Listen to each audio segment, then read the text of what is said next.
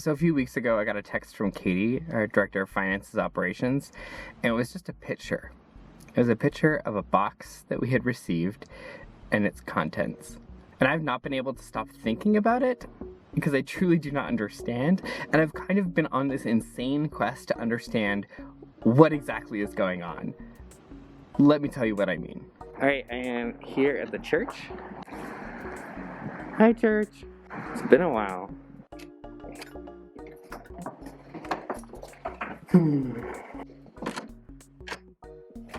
Hi, Sanctuary. We miss you.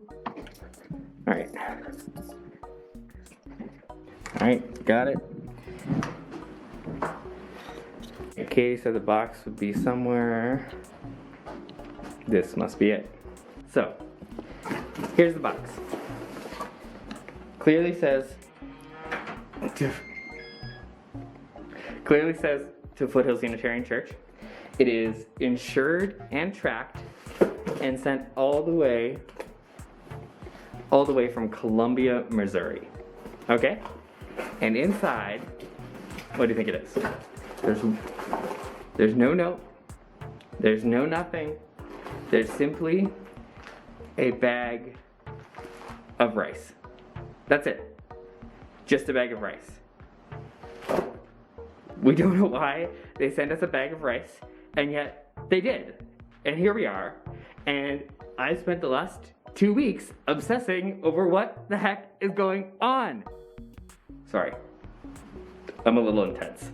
Why would someone send us a single package of rice? Who was this person? I started the quest for answers on the internet. I mean, was this some sort of scam? People have been receiving mystery packages that they didn't order, sometimes packages of masks or seeds originating from China or other countries. Was this one of those? But looking through the tracking information disproved these theories. This package was sent from Missouri. So maybe I could learn something about the symbolism of rice itself. Rice is a symbol of nourishment, health, life. So maybe someone's sending us good wishes? I mean, that's good, but it's really not answering my questions. That's when the vortex of the internet pulled me in. I learned that in the last 5 years, white rice has been receiving more and more Google searching. That comparably, Coloradans and Missourians, I don't know, is that how you call them? I'm not sure. Google white rice at approximately the same rate. I learned that something happened around the first week of March 2020 that sparked people's interest in rice. Oh right, lockdown. This had become my monolith in the desert. But in this case, it was personal. No one else on the planet was gonna crack it if I didn't. Not knowing was completely overwhelming. I just needed to know. So I reached out to a colleague in Columbia, Missouri to see if they could help. But they were just as confused as I was, but they promised to do some digging. After the conversation, though, I had a little epiphany. Maybe I was focusing on the wrong part. Maybe it wasn't important who had given it, but the fact they had gifted it. So maybe, just maybe, I would gain some insights if I followed their lead.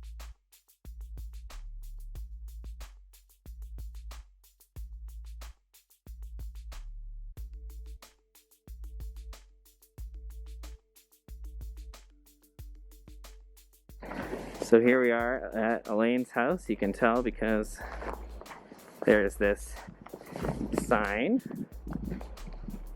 All are welcome here.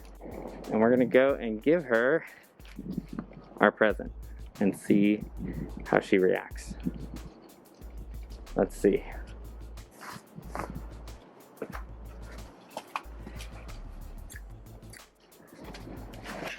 Ring the bell. Hi! Thanks for delivering these bookshelves. Aren't they lovely? I love the Threshold collection. All right, we have this. Oh, we have a gift for you. That makes me so happy. This is my first Christmas gift. Well, I think you should open it right now. Oh my gosh. Okay. Aww.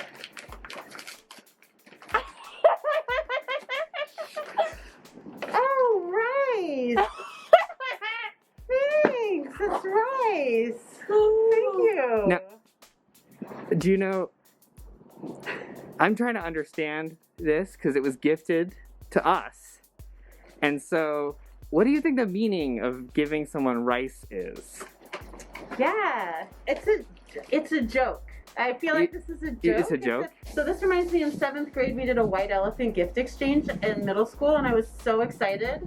And the gift that I got stuck with was a potato that someone had kicked around. And so it made the newspaper it was wrapped in wet. And I was disappointed. So this is a disappointing gift. It's disappointing. You can't find any like deeper meaning in it. Okay, And that's okay. It's okay.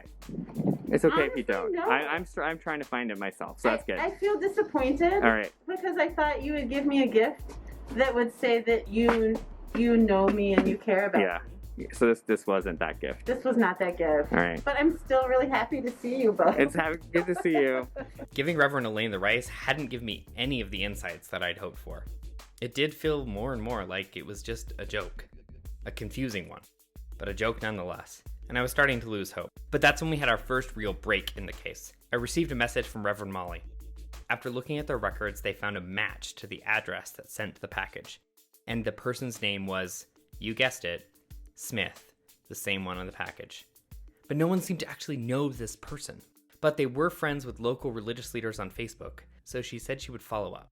So I called up Reverend Hannah up in Cheyenne to see if she might be able to help me out. So I explained all the details, and this was her reaction. Who would send rice? I mean, is it a donation? Did you have a food drive? I mean, we have a food bank, but like, it would cost them like $10 to like send this package. Quick aside, I looked up the exact cost of this bag of rice, and it's 85 cents. And the cost of shipping was about $7.50, which means it cost them 159% more to send it than to actually buy it. They want you to do more gluten-free ministry? Is this like the new chain letter? Is this a chain grain? There was no note, though. It didn't say, like, pass it on. It was just like, here's rice. What if you cook the rice and it gives you magic powers? Okay, I think we need to cook the rice. I think that's the next step. Yeah, it's like you might die. You might, like, gain magic powers. You This might feels just like a eat risk rice. that I should take in 2020. Yeah, what could go wrong? What could go wrong? All right. It was a good lead as any, so I grabbed my rice cooker, making sure to wash my rice, threw it together, and waited. Maybe I had found it. Maybe I was this close to figuring out exactly what was going on. All right, here's the rice. It's looking pretty good. I'm here in my office. It's the only quiet place in my house, and I have my rice. And here goes nothing.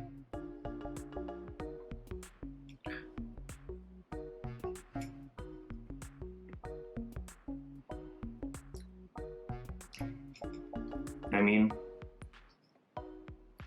tastes like rice.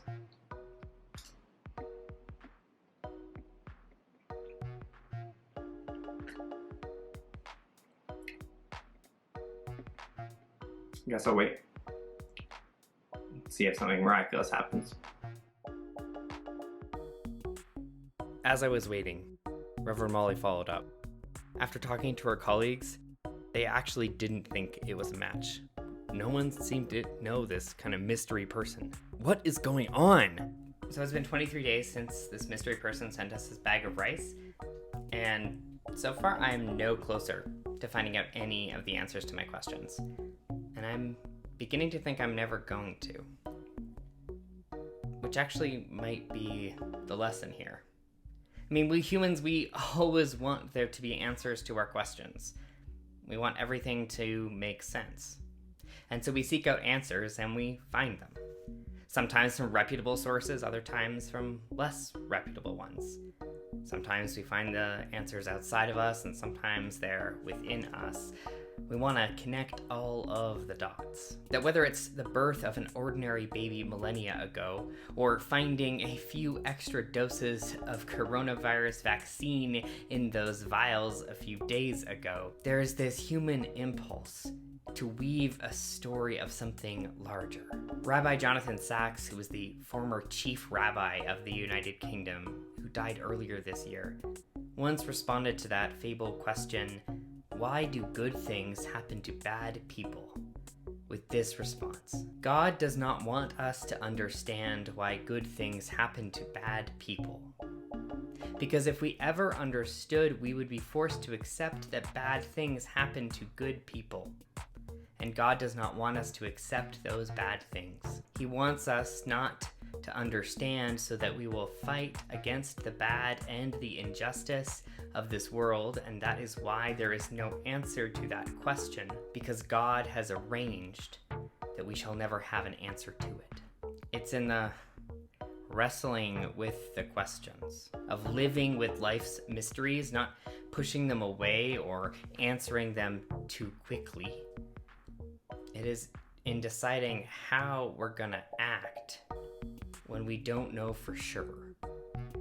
It's in all of that that we as humans find the most generative of magic. Not having the answers lures us towards our lives being the answer. And so I think that's what the rice has taught me this year. Because all along, this journey has lifted my spirit. It has brought out this goofy wonder in me that was sort of lacking. And when I've shared the mystery with other people, I've seen their spirits join me in unexpected delight. So, in a few minutes, we have 2 packages just like this that we're gonna go to the post office to send. One of them is going to Columbia, Missouri. And the other, well, I'm not telling you where it's going, because who knows what'll happen next.